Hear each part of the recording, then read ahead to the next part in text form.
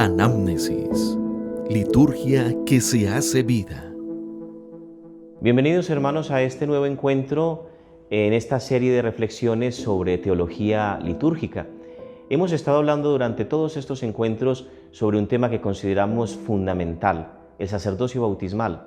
Hoy nos adentraremos en la significación tanto del sacerdocio bautismal como del culto en el Nuevo Testamento. Quédate con nosotros.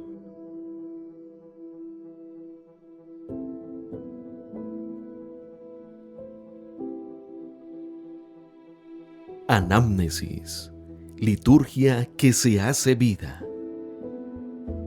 Muy bien, cuando damos una mirada al libro del Éxodo, en el capítulo 19 y concretamente en el versículo 5, nos damos cuenta que Dios tenía el deseo de que todo su pueblo fuera un pueblo sacerdotal. Él no quería ser glorificado por unos cuantos.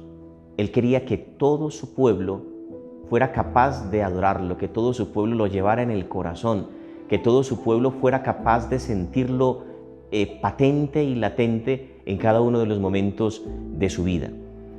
Las enseñanzas magisteriales, especialmente de los últimos pontífices, han hecho un esfuerzo muy interesante por mostrarnos la diferencia entre la alianza antigua y la alianza nueva. A la alianza antigua se entraba simple y sencillamente por un derecho de sangre. Seguramente ni tú ni yo podríamos haber entrado porque tal vez no tenemos ascendencia judía. Era necesario tener ascendencia judía para poder formar parte de esa alianza. En cambio, la alianza llevada a cabo con Cristo ya no necesitamos tener una ascendencia judía. Ya no necesitamos tener una herencia de sangre determinada. Como lo dice el evangelista Juan en el capítulo 1, ya aquellos que forman parte de esa alianza no han nacido del deseo de carne y de sangre, sino que han nacido de Dios. Aquella alianza estaba apoyada sobre celebraciones que tarde o temprano tenían que caducar. En cambio, esta nueva alianza se sustenta en la sangre derramada por Cristo, que tiene un valor eterno.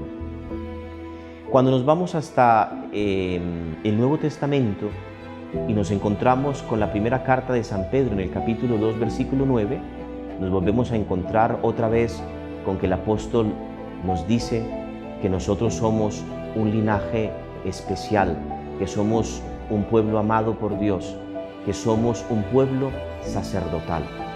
Pero en el pensamiento de Pedro no está el deseo de recordarnos que somos parte de esa antigua alianza, sino que para él también está el hecho de ser un pueblo especialmente adquirido por Dios, porque hemos sido adquiridos a precio de sangre y esto nos tiene que importar muchísimo.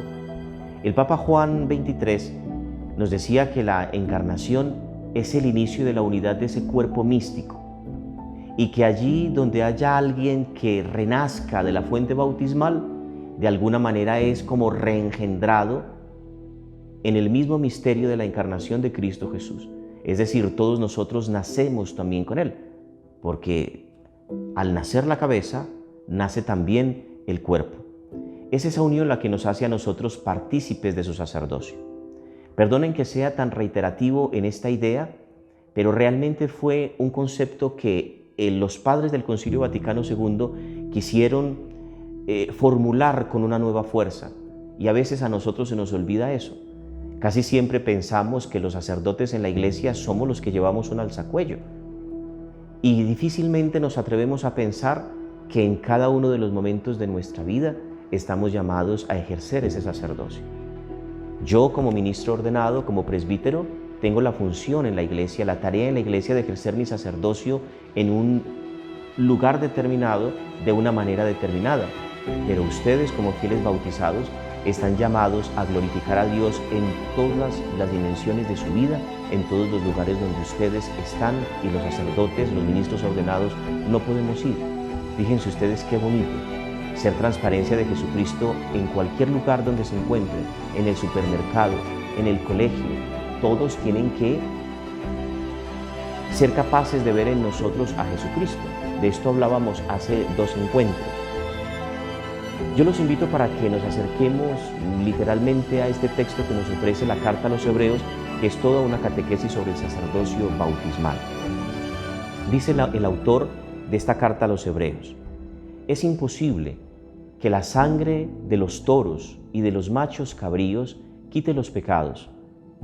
Por eso, al entrar Él, es decir, Cristo, en el mundo, dice: tú no quisiste sacrificios ni ofrendas, pero me formaste un cuerpo.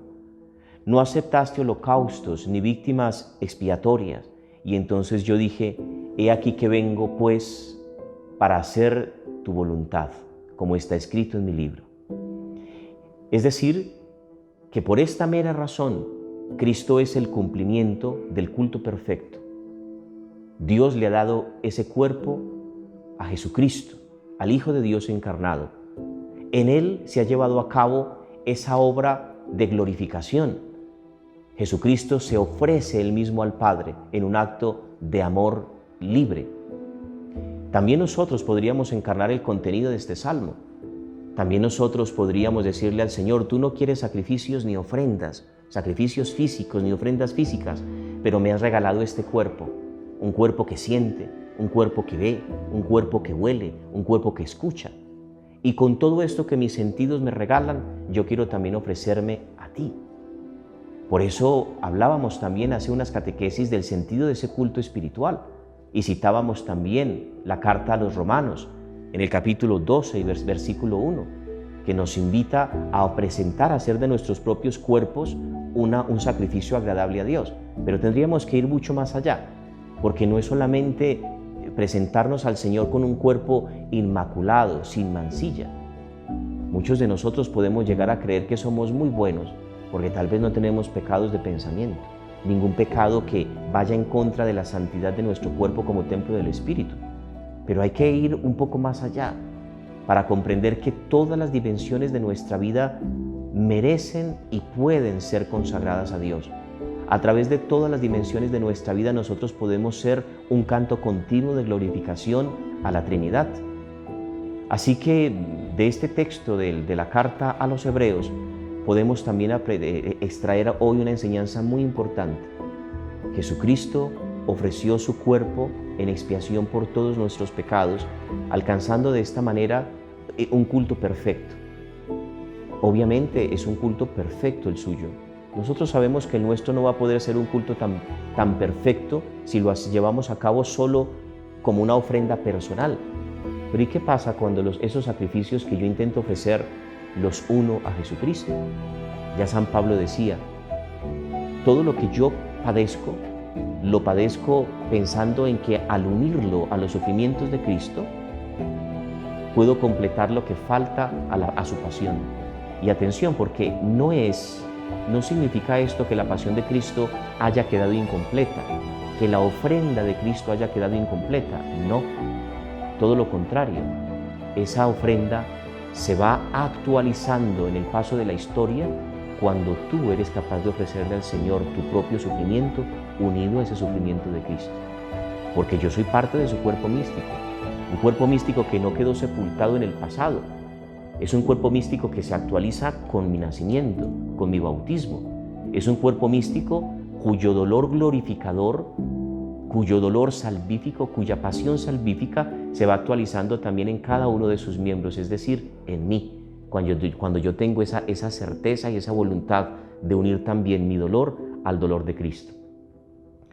Hemos citado también el capítulo 4 del Evangelio de San Juan para hacer alusión a ese diálogo tan interesante que tiene nuestro Señor con la samaritana. Y cuando le dice que llegará el momento en el que nosotros adoraremos al Padre en espíritu y en verdad, y que ese es el culto que Dios quiere. Jesucristo llevó a cabo un acto de culto físico, porque Él no ofreció solo su dolor espiritual. Jesucristo ofreció su cuerpo, fue un acto de culto palpable, material.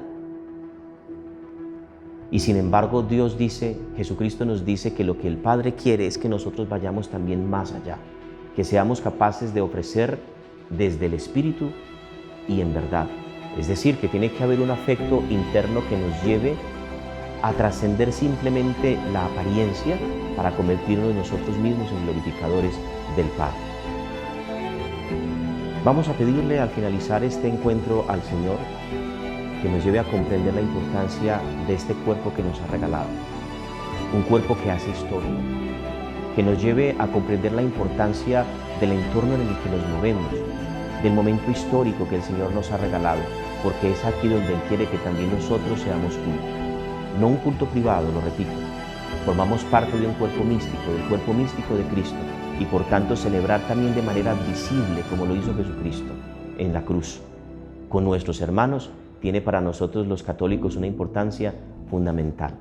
Que el Señor a todos nos colme de su paz y de su bendición. Feliz semana para todos.